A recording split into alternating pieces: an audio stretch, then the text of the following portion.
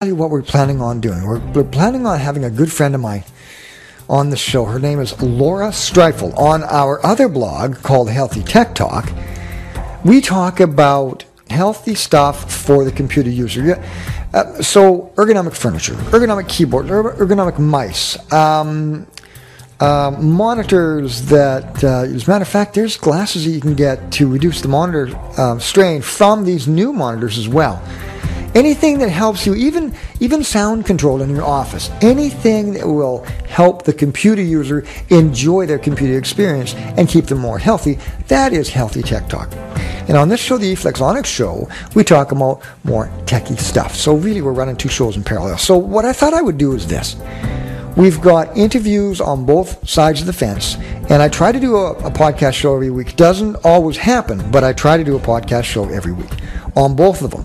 So what I'm going to do is at the end of the month, I'm going to put all those podcast shows together, the show notes and the videos and stuff, and I'm going to put it together in a collection of a newsletter, and then I'll send it out to all the folks so they can enjoy the newsletter. Now, interesting to note, ever since I've got my super-duper super phone, my Motorola Atrix 4G running on the Bell network, do you know that this is how I do almost every single time that I research for either eFlexonics or Healthy Tech Talk? I use this little device, and I'll tell you how I do it. I get readers. And I'll tell you the readers that I get. Like you can get, they're free in the Android marketplace. Just look for tech readers, and I've got Tech News as a reader. I've got BBC News as a reader. One of my favorites is Feedly, and we will be doing separate podcasts just on Android apps. Feedly I love. Twit TV by Leo Laporte. I always check in with Twit and see what they're doing. The Future Now is called Pop Sci. That's Popular Science. I get material for the show from that. Tech Blogs is another free app in the Android marketplace that I use as well. And let's continue. Tech Forums, but they need you to use a username and password. They've got some good information. And BitTech, free BitTech app, and Mashable as well. So there's 1, 2, 3, 4, 5, 6, 7, 8, 9, and I'm going to be adding 2 because, you know, you can be sitting there watching TV or doing an activity, and you don't have to get on a big computer. You can just tap away and say, oh, that story looks really, really good, or that's relative. And then there's a share button there. You just email it to yourself and email it to your own Gmail account. And boom, you've put together research for a podcast show. I think it's a really, really handy idea. So it's changed the way that I've looked at information gathering and research for these particular shows. So, you know, that makes the information flow a lot easier. So let's continue on now that you know my little secret. The eFlexonics show today covers 18 points. First point is, let me make sure that I get the right mouse here because I've got 3 or 4 computers going at the same time. And review of last week's blogs. How do you buy technology? So I'm going to go, and this is what I blogged about last week. These are my personal blogs for the first 5, and then the other 13 are not. So I'm just going to read from you the first paragraph, and then I will go on to explain. How do you buy your technology? Technology is supposed to be the ultimate in convenience, right? I mean, if it doesn't help you in your daily business or personal life, then why should we use technology at all? When I look around at some of the choices people and businesses make in choosing their technology, sometimes it seems the logic has been thrown out the window, and you just have to wonder what happened to the meeting that decided that particular software or hardware just had to be purchased in order for their company to continue to grow. Now, let me break that down. Let me first take a sip of water. If you're a small to medium-sized business, who decides on what technology? Like, what's the process that you go mentally through your mind on getting your technology? Is it that you've talked to a friend of a second cousin, and they've said, oh, you've got to get this software program, you got to get this hardware? You know, me having a technical background really helped when I see people choose technology. And let's face it, there's a lot of different levels of technology you can buy. You can buy the hardware, right? So I'm talking hard drives and RAM and chips and processors and monitors and mice and my goodness, even soundboards and notebook computers and what goes into them and what makes the best mix. So that's hardware, because I used to be a hardware break fix tech. On the flip side of the coin, there is software.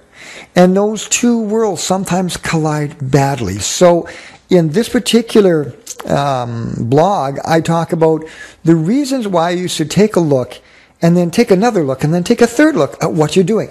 Do tons of research. Do tons of research. Now, okay, so you're safe when you go to the majors. Don't buy some Chinese knockoff. Did you hear about that? Those fake Apple stores, like they've got about half a dozen in China that they found and they've shut them down. They've got the logo, they got the t-shirts, and the employees actually thought they were working for the Apple company. It was completely fake. So, you know, if a deal sounds too good to be true, hardware-wise, it's either it is or it's stolen. So avoid both those things. You know, I know people want to save money, but be cautious when you're going to take a look at hardware and software. Make sure you buy it from a reputable place and make sure that they have a really, really good return policy and they're going to give you really, really good service. On the other end of the spectrum, say blending hardware and software together, they have to work together. I remember at the call center a couple of years ago, there was an accounting software called Peachtree. And every time we heard the name Peachtree, we would run as fast as we could because it was just a nightmare. It hardly worked with anything. I don't even know if Peachtree is still around. So I'm not saying that there's anything bad with Peachtree now. They might have fixed their challenges. But when you took a call on a Peachtree software issue, you were in for an awful long call.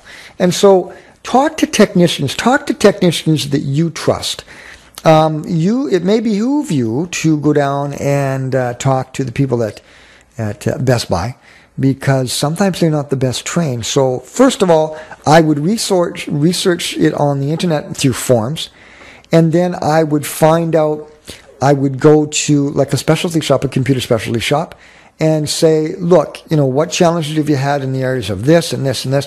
But I think if you do a lot of research before you buy your hardware and your software, you have a much better chance. And this article tells you, and because I was curious, what process do you go through when you buy your technology? Lots of stuff to choose from. I mean, come on, we get overwhelmed. I mean, for crying out loud, have you ever tried to buy a new or used car? I mean, don't the choices just like overwhelm you and you just want to walk away and say, I can't decide right now, it's too much, it's overload? High tech is no different. So take a look at that article entitled How Do You Buy Your Own Technology? And if you want to phone me or email me, phone me at 778-800-0246. And if you've got a question about a particular hardware or software, I'll see if I can answer it. And if I can't answer it, I'll do some research for you on the internet and see if I can't get you a reasonably good answer that you can live with and try to save you some money as well. Second item that I blogged about, I love this. Food trucks are twittering like crazy. Maybe you should too. So I'm going to take you to the eFlexonics article. And I did a video on here as well. And it is, how long is this video? It is 24-minute video that I did. So if you don't want to do the video, just skip on down. Because what I've done is I've done some really nice links to the food trucks. From what I can gather, people are using Twitter, and it started in San Francisco. They had these amazing chefs that were out of work. And because either for the economy went south or they went bankrupt or for whatever reason, they found themselves that they couldn't go in a restaurant business anymore because they didn't have the cash. So they bought a food truck. And these guys are just doing incredible things. And really, let's face facts. The chefs out there that have paid like $50,000 or $100,000 to go to culinary school, and they're selling stuff out of the back of a truck, you wouldn't think those two don't go together. But when they're selling things out of the back of a truck, they have freedom to create. And I'm telling you, they have got some wonderful stuff. And they use Twitter to say, I'm going to be here and here and here. And they have such a huge following now using social media for their mobile platforms. It's a fascinating study. So take a look at that one, entitled, Do You Use Twitter for Your Business? And you can get creative when you use Twitter. And we're going to do further podcasts about that as well. Third item up for grabs is our favorite Android apps. Now, I'm a little bit of an Apple fanboy. I'm an even bigger bit of an Android fanboy. I have an iPod Touch. So yes, of course, I've downloaded a whole bunch of apps, and they're really nice, and it's a walled garden experience. And yes, bow down to the Apple gods if you want. But I feel that Android is a slightly better platform. They're both good platforms. You'll never go wrong. It's just that I felt that Android has a little bit more to offer. Now, in the coming months, you'll find out that Android has a home automation system coming up where they're going to be putting chips in light bulbs and appliances and TVs, so you can use your smartphone, your Android smartphone, as a smart remote control device for a lot of your major appliances, your TVs and your lights. Can you imagine dimming your lights with your smartphone? What a great idea. So there you have it. This week's show, our favorite Android apps. So we go into and we tell you about 3 of our favorite Android apps. One of them is Noom. One of them is Words with Friends, and the other one, I forget the other one. It's a video on that. I forget the other one. Hey, I'm on painkillers on this show, so that's okay. But it's a 24-minute video on that one that I hope you'll enjoy. Number 4, quit drinking the apple Kool-Aid. Now, the reason I put that title on there is because I know I almost bought an Apple phone as well. I had my money out, my wallet out. I was ready to go Apple. Then a buddy of mine that works in the industry, he said, well, you can do so much more with an Android device. So after talking to him for 15 minutes, I thought, oh, man, now you've really got me on the defense. Now I have to defend my position on buying an Apple phone. Because Apple's got the iPhone, they've got the iPad, they've just got such a grip of good quality, high integrity, beautifully elegant products. Let's face the facts. Steve Jobs knows what he's doing. But on discussing the Android platform, I decided to get the Android platform, the Android Superphone, and I'm glad I did. So I think it was 14 points here on this particular video that, and it is just the video, that tells you why I chose the Motorola Atrix. Oh, by the way, Google bought Motorola. Did you know this? Google bought Motorola mobile division for $12.5 billion. Yes, that's billion with a B. And it will be interesting to see what comes out of Motorola now, whether they're just going to leave that company to fend for themselves, or if they're going to say, hey, you guys, wink, wink, nudge, nudge. I think maybe you should be going on this pattern. So I think it's going to be fantastic. And we all know that if you've been paying attention in the tech market, we all know that really they bought them for the patents, and they bought some extremely important patents for them. So that's good. Good on them. So stop drinking the apple Kool-Aid. So take a look at that video as well. That is the 4th entry today. Now, I thought I would give you a little treat. And our very first podcast I put there. Now, this podcast explains why we're in business, what we're doing, what it explains our theory, our concept. My wife was on the podcast. We just had such a great time. I enjoy my wife coming on the show so much because she gives that interesting perspective that I might not have known. I'm a type A personality, drive all the time. And she's much more laid back. She's much more, introverted instead of extroverted. And she's just an absolute delight to have on the show. So give our first podcast a listen. All of you people that have smartphones, all you have to do is click on it and it'll start automatically playing, or you can download it as well. So that is number 5. Now let's get on with the regular content, shall we? Remember I said a little while ago I'm an Apple fanboy? I am. How can you not love Apple products? It wasn't that long ago, though. Go back a couple of years. They ousted Steve Jobs, and a lot of people say Apple is heading for bankruptcy. They were in real trouble, and I mean real trouble. Look how far they've come now. Isn't it that the fact was a couple of weeks ago they surpassed the amount of money that they have compared to the United States government? They have more money than the United States government. That's got to tell you something.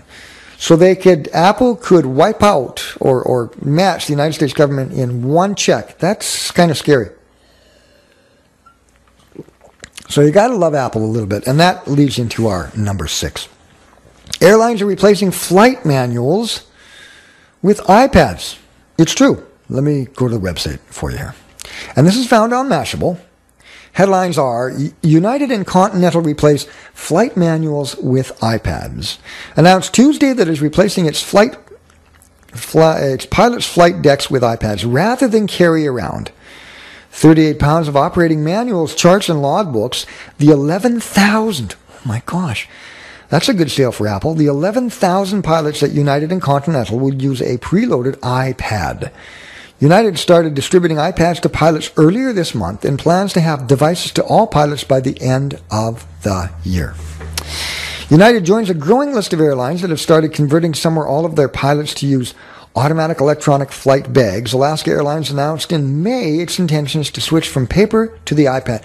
Good choice, don't you think? It kills less trees. Last week, Delta and British Airways started testing the use of iPad and other consumer tablets as a replacement for traditional paper flight bags. I can see the value in schools, in colleges, in universities. This is a consumption device, and it is so popular. Now, did you hear about what's happening with Panasonic? Oh, yeah, the Panasonic. No, not the Panasonic. Samsung. They're making the tablet, and they've been told by the courts that they can't sell it in some parts of Europe because Apple said, that it looks too much like them, and I think something about the patents. So the tablet on the Android side is being slowed down, but I don't think they can stop it. To be honest with you, now that there's competition for the iPad, I think I would rather probably get a Samsung Android tablet as opposed to an iPad. I'd like to get both, by the way, and Christmas is coming up, so maybe we can, maybe if I talk nice to the wife and go on some kind of a payment plan, she will let me do that. All right, next one is liquid keyboard for the iPad. I found this fascinating. Now, in the studio, I use a rubberized keyboard, and I just love them. They don't give you the tactile chinky, chinky, chinky. When you clink on the keys, they don't go click, click, click, click, click, and drive you crazy. So there's no noise to it, and I just love it. My wife can't stand it because you got to press a little bit harder. So what? So here it is, another article from Mashable. It says inventors propose liquid keyboard upgrade for the iPad, and there's a video there. This video looks really neat. It says consumers love their iPads, although more than just a few are frustrated by the device's on-screen keyboard. But rather than buying a separate tactile keyboard, two inventors have another idea. Christian Sachs and Hans Lau at the University of Technology in Sydney showed off a liquid keyboard at the Tech 23 conference Tuesday in Sydney. As the video explains, normal touchscreen keyboards only let you use one or two fingers at a time. That's right, it slows down typing. That makes typing slower than it would be on a traditional keyboard where you can use all fingers. So check this one out. Goes on to say, Sachs and Lau propose a solution. Keys that adapt to the user's typing style whenever you put your fingers on the keyboard that follows them. And the other keys are where you expect them to be. It's an interesting idea, but in the demo, the liquid keyboard appears to take up a lot of screen real estate. Well, if you've got the screen real estate, why not? If it makes people more effective and efficient and happier, I think this thing is going to catch on. So take a look at that. It says, what do you think? Would the iPad be better with a liquid keyboard? Let us know in the comments. So take a look at that video and tell us what you think is there as well. Number 7, Coke is allowing the common client to do what? Let me explain. Another one from Mashable. Mashable's got some good stuff this week. Coke lets you create your own drink on Facebook and in the real world. Listen to this. Coca-Cola on Wednesday rolled out a Facebook app that lets you mix your own Coke drink. The app is no online-only experiment, though. The app is no online... That didn't make sense. Real Coke's vending machines that do the same thing are rolling out across the country. The Coca-Cola Freestyle app, created by digital marketing company 360i, lets you mix a drink using 125 Coke beverages. including Coca-Cola, Sprite, Fanta, and Powerade. After choosing each, you hold down a push button to fill a cup of your choosing. When you fill your cup, you can name it, and there's also a game designed for the iPhone, iTunes Link, and Android formats. Oh, good. They're doing cross-platforms. You know what I think the real smart app developers should do? And they're looking at it, is they're developing for Android and Apple. However, app developers are saying it's much more difficult to develop for Android. And the reason is this. When you develop for Apple, they babysit you. They take care of the whole process. They do the service for you, and they really make it a stellar, easy job for the developers. All the developer has to do is show up. Here's the app. You handle it from there. But Apple keeps 30% for all that work, and that's justifiable. You go over to the Android side, and developers have to work a lot harder because they have to be their own service departments as well. They make more money, but they have to answer. For example, if a customer phones and says, oh, this is happening with this app on this device. And you see, here's the challenge with Android devices. You've got, 85 manufacturers out there making Android devices. And they're bringing out new devices every day, it seems. So it's very, very difficult for a developer to develop along the lines of 85 devices, because sometimes a font won't show up correctly, sometimes the screen won't show up correctly, sometimes it'll be an issue with the hardware, sometimes it'll be, you have a dual coprocessor as opposed to a single processor. There's a whole bunch of things that a developer can run into on the Android side.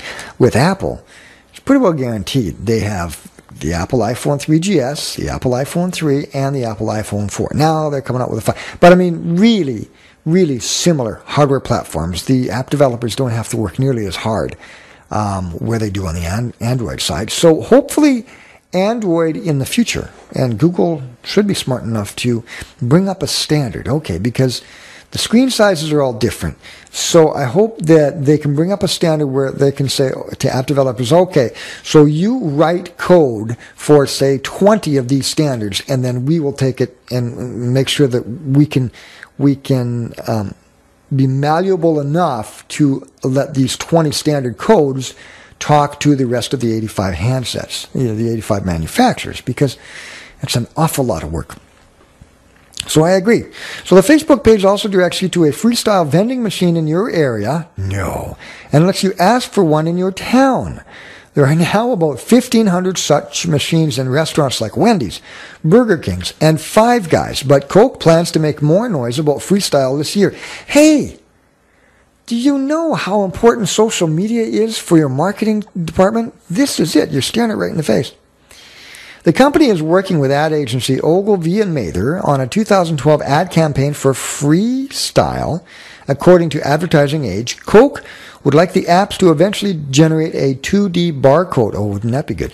Which could be scanned as one of the machines to create a blend, according to the Ad Age. Now, this is brilliant, because I can see in the future you going to a Coke machine, and with your smartphone, you may be able to program a customized drink that you can have. And then you can create a barcode for that, and you can swap barcodes. Oh, I like this customized drink.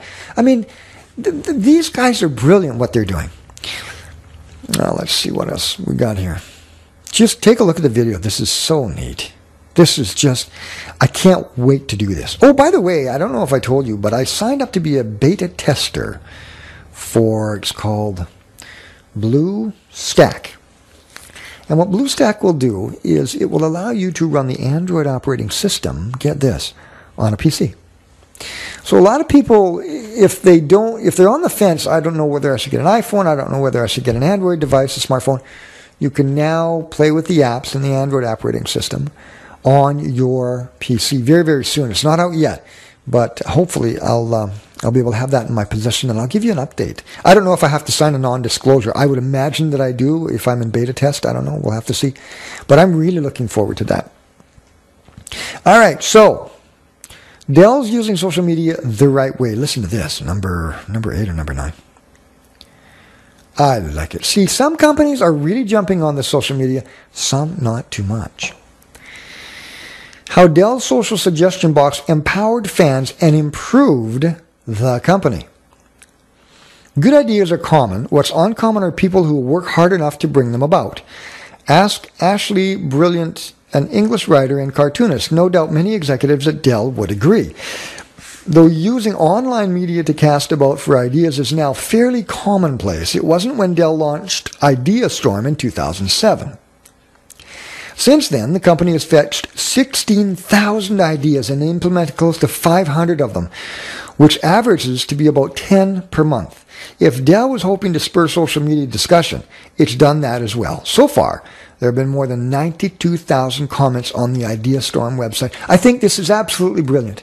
This is a case of you taking a very large computer manufacturer and saying, look, no, we could spend hundreds of thousands of dollars on marketing and go out and have these marketers ask people what their opinion is, but you know what? That is an old business model now.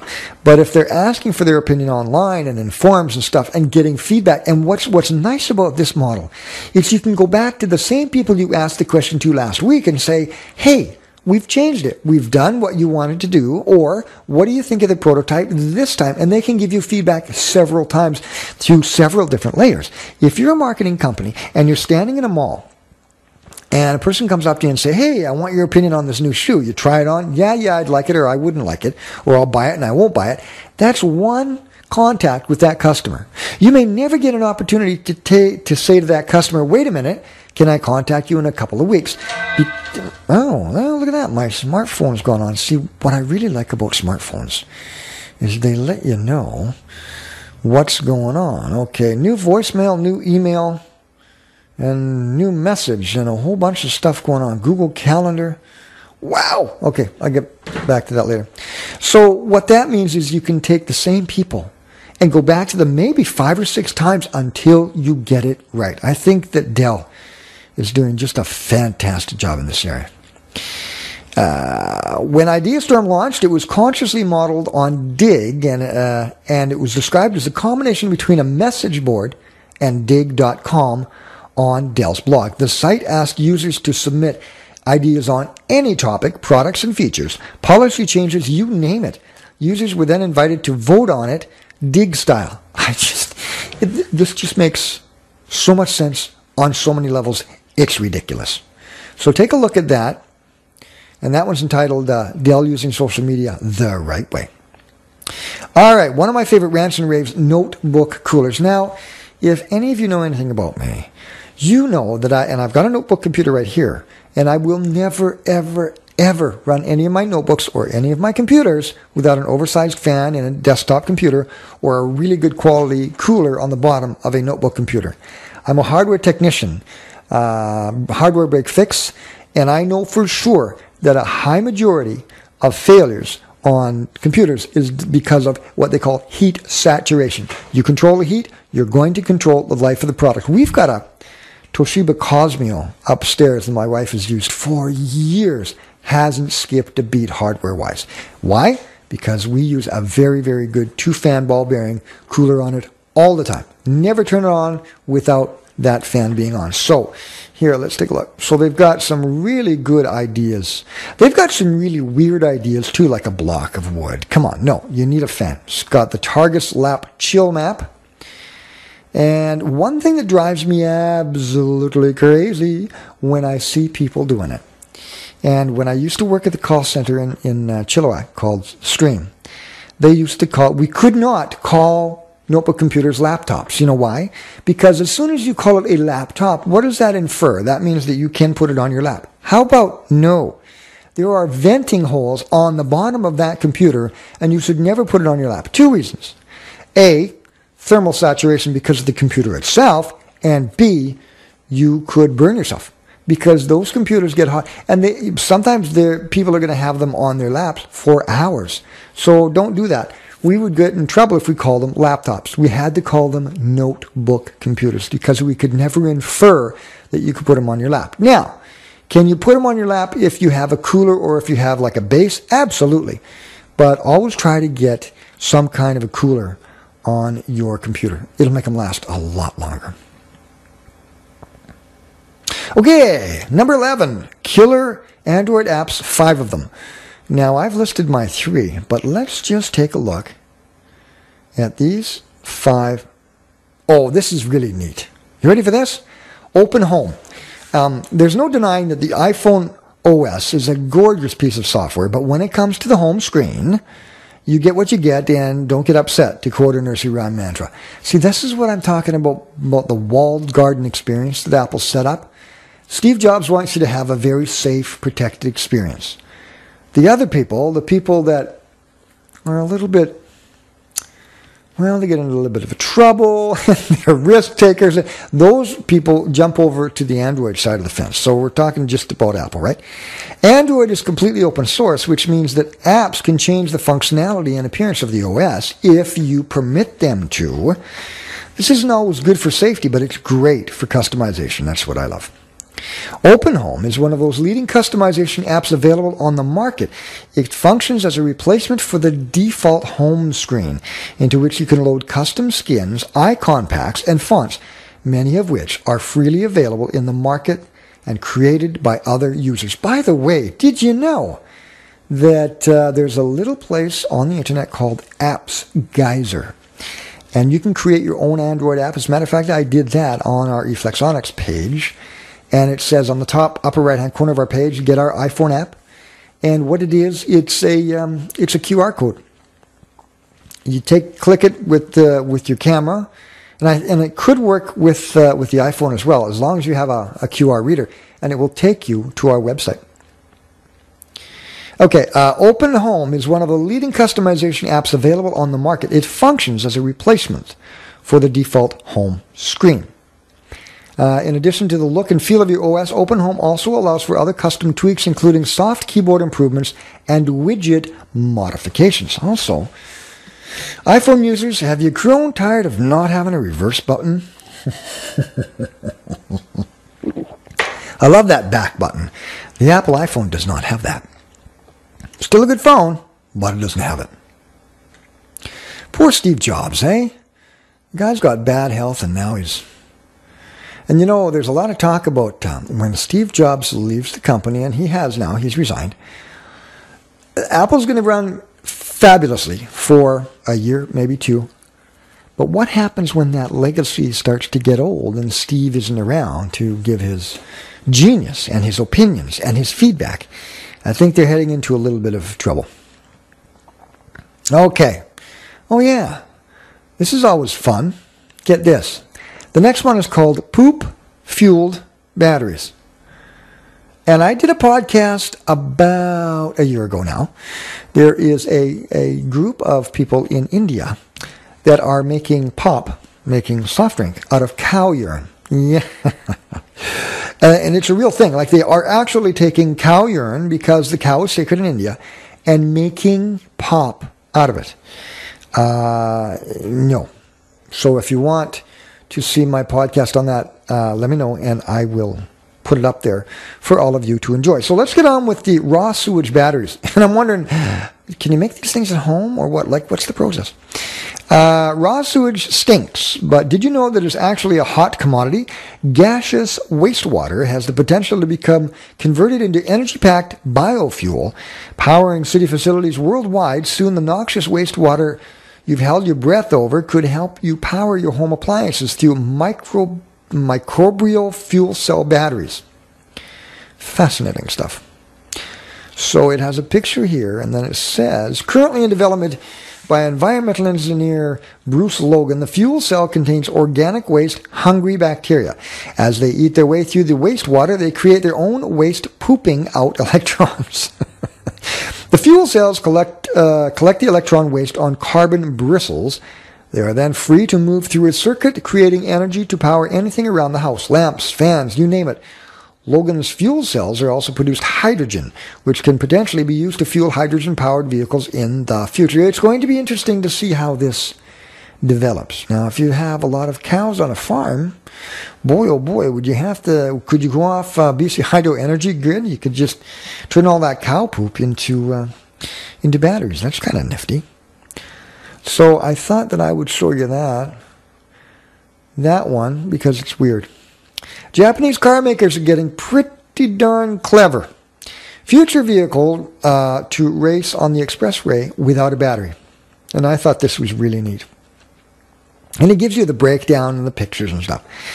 You would be aware of a range of options available for running electrically powered vehicles, also commonly known as EVs.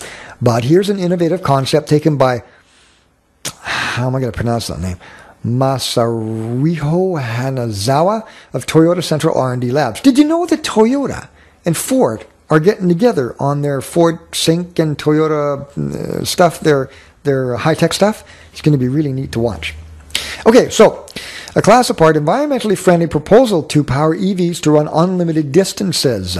These researchers have taken inspiration from the concept of electric railway system that involves the train running on tracks powered by the overhead wire. In a similar manner, they have developed the novel idea of powering a running automobile while on the road and also away from dangerous obstructions in its way. So what they're going to do is they're going to bury these wires. Much like, power wires that they bury, right? But they're going to have them a couple inches underground. And you won't have to have a battery in your electric car. Well, if you do have a battery, it's going to be awful small, and it'll just be enough to get you on the grid where you can go. I thought this was fantastic. And hydrogen and electrical, and now they've got these diesels. They've got some diesel engines coming in. As a matter of fact, the Fiat has come into Canada in a big way, and their gas engines are getting, 55 miles per gallon? And now they're going to bring out a diesel.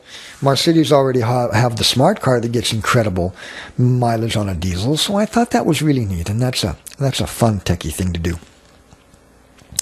So now we're going to go over to number 14. It says, not tech-based, but you're going to want to read this because this was one of the weirdest things I've ever seen. You ever scratch anything that's wood in your place, like that antique buffet that your wife said never, ever go near? Yeah. Okay, so I'm going to give you a couple of ways to get out of trouble there. Says, it's never fun discovering that your beautiful wooden table is marred with a nasty scratch. And here's their suggestions, boys and girls. Number 1 on the list, oh nuts. For scratches that have penetrated beyond the finish, try rubbing a pecan or walnut gently across the surface of the scratch. I did not know this. You'll fill the wood naturally, quickly, and cleanly, and the natural oils in the nut will ensure that it lasts. How about that? Wait till you get on to number 3. Number 2, you're not going to believe number 3. Number 2, make it up. Because it's soft, oil-based, and wood-colored, eyebrow pencils work wonders at filling in and camouflaging anything from small surface scratches to much deeper ones. Choose a color that most naturally matches the wood, then fill the crack and buff. Makeup. So if your wife has any makeup lying around that she's going to throw out, get it out. No, just put it in a toolkit. Yeah, well, maybe not put makeup in a man's toolkit. That wouldn't be so good. Put it in a safe area in the garage and label it furniture. Furniture repair kit. Yeah, that'll do it. Number 3, are you ready for this?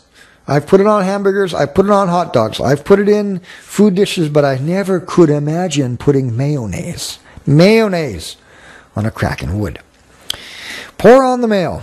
If the wood is cracked and not simply scratched, try a little mayonnaise.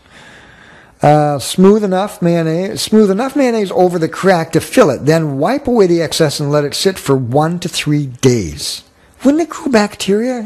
I'm just saying. I'm just thinking out loud. The protein and oils in the mayonnaise will help the wood to swell and actually fill the crack. When the crack is swelled sufficiently, wipe off any remainder and polish to a shine. Mayonnaise.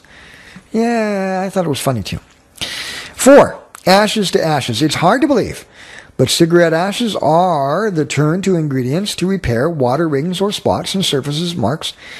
Make a small paste of ash and water and gently rub it into the affected area, then wipe clean. Toothpaste also works in a pinch if you don't happen to have any ashes on hand. So if you're not a smoker, you're out of luck. You're going to have to go for a toothpaste. Raid the coloring cabinet.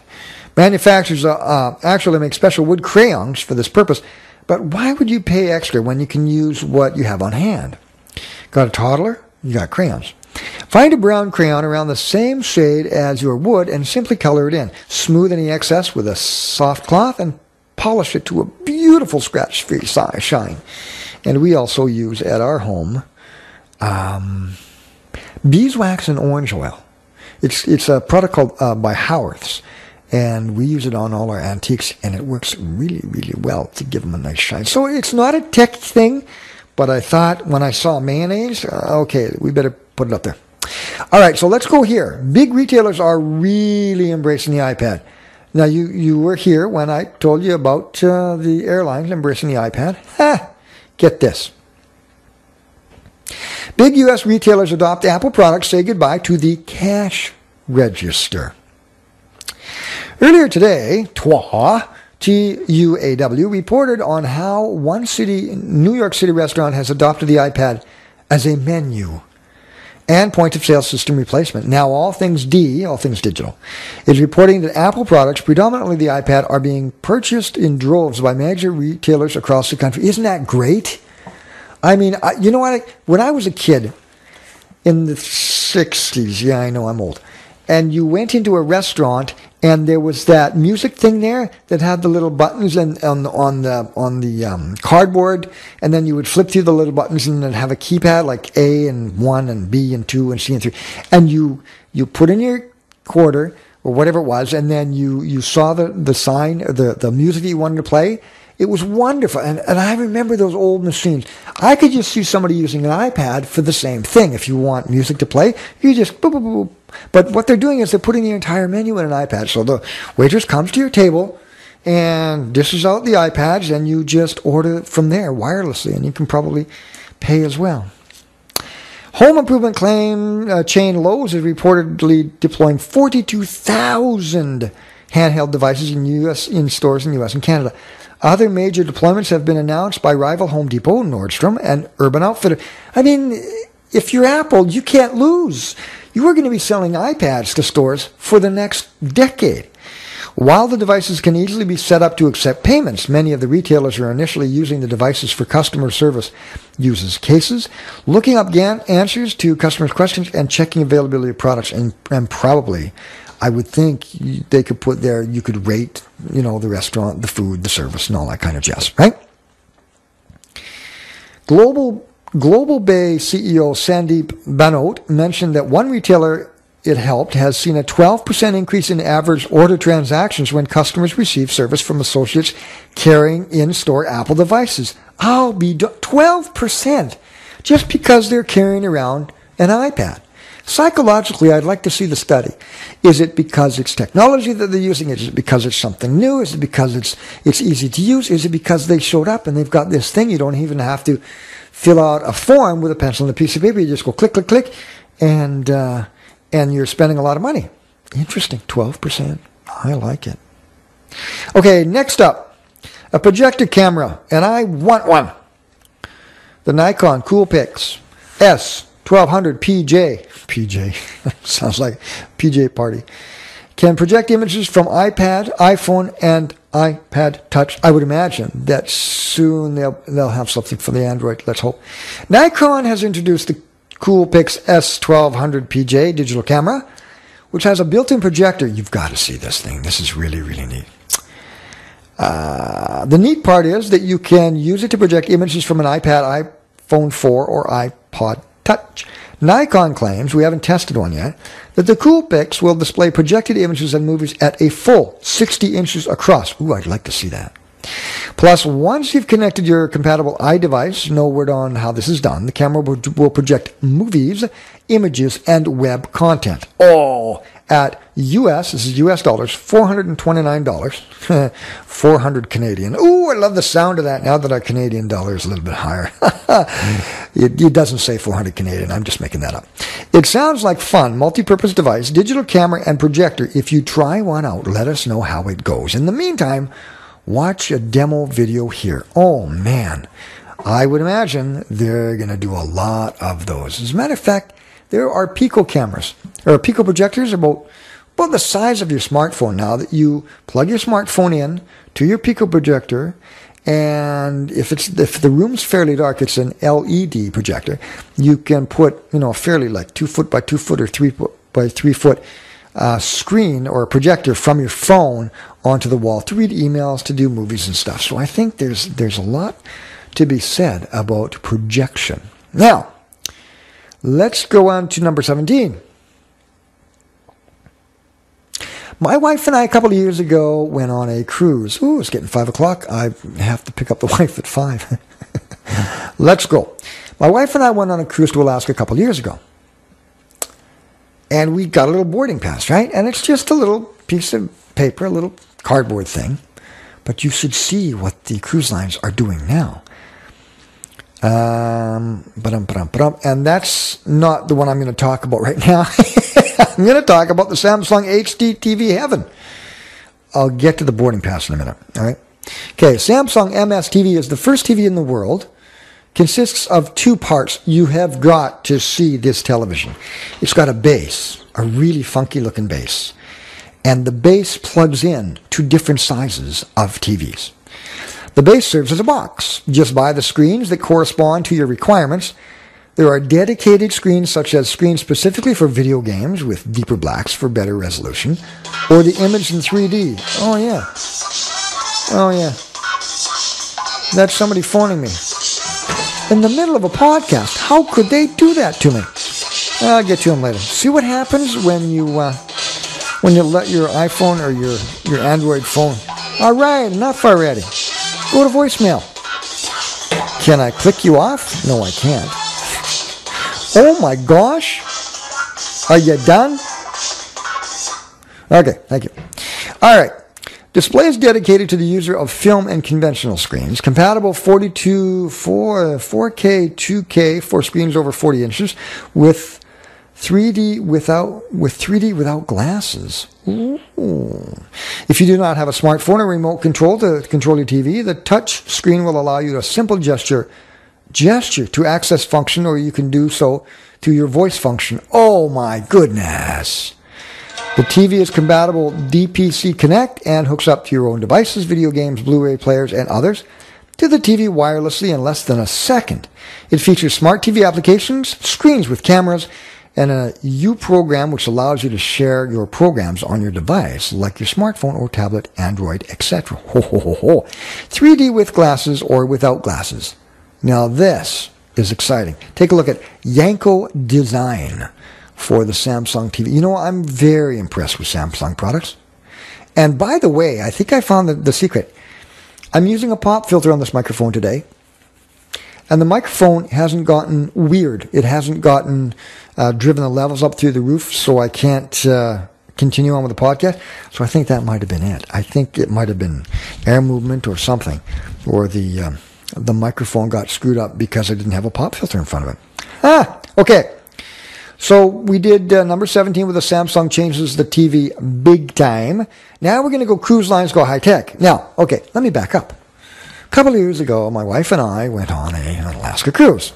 We were given a little boarding pass. Yeah. Okay, we've already done that. You should see this boarding pass. You got to see this thing. It's like a plastic card. It has the picture of the ship, the decks of the ship, and I think it changes. I mean, this is bizarre. Let me read for you. I've only traveled on an actual ship twice in my life, but I remember the boarding process being a lot more complicated than throwing your rollie into an overhead bin and winging it to 24B. Once on board the ship, I actually had to navigate multiple elevators, corridors, and a stairway to get to the only berth I could afford, a shared room and steerage, deep inside the ship's bowels. Well, this guy didn't have much money.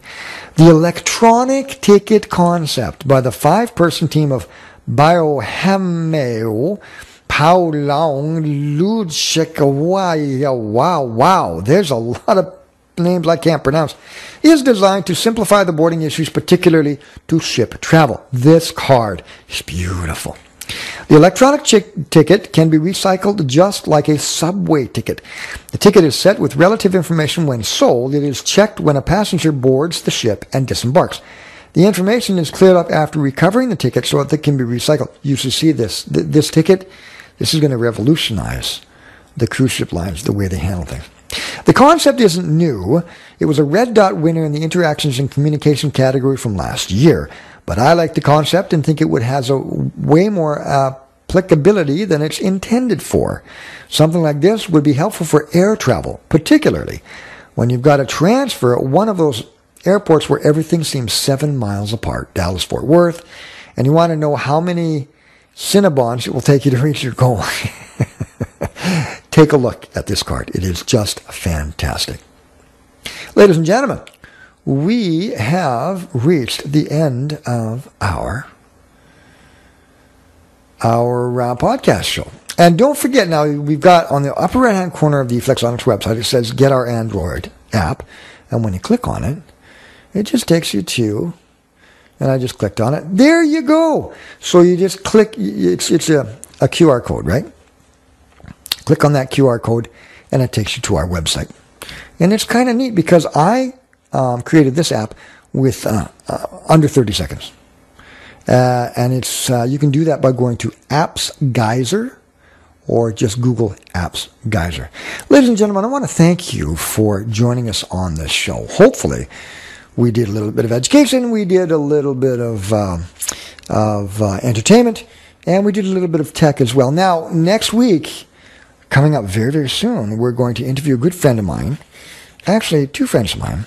Her name is Laura Streifel, and she worked with me at EDS. That's Ross Perot's old company. So we're going to have her on the show, on the Healthy Tech Talk show, and I'll put a link on this page, eFlexonics, as well, if you're interested in that. And then I'm going to interview one of my friends, and his name is Mark Chambers, and we're doing a really fun thing. It's called Being a Brit in Canada.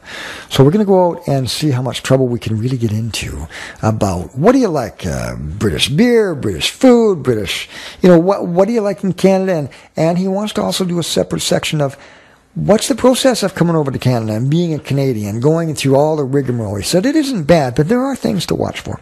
So, ladies and gentlemen, I want to thank you personally for watching the show. And come on, if you want to be a guest, for crying out loud, give us an email at eflexonics@gmail.com or use our Magic Jack number. Please, only in English. I've got these people phoning me, leaving messages in Chinese. I have no idea what you're saying. So our Magic Jack number is 778-800-0246. So until next week, ladies and gentlemen, thank you. Stay safe. Have a great time and stay technical. Would you? Okay. Bye-bye.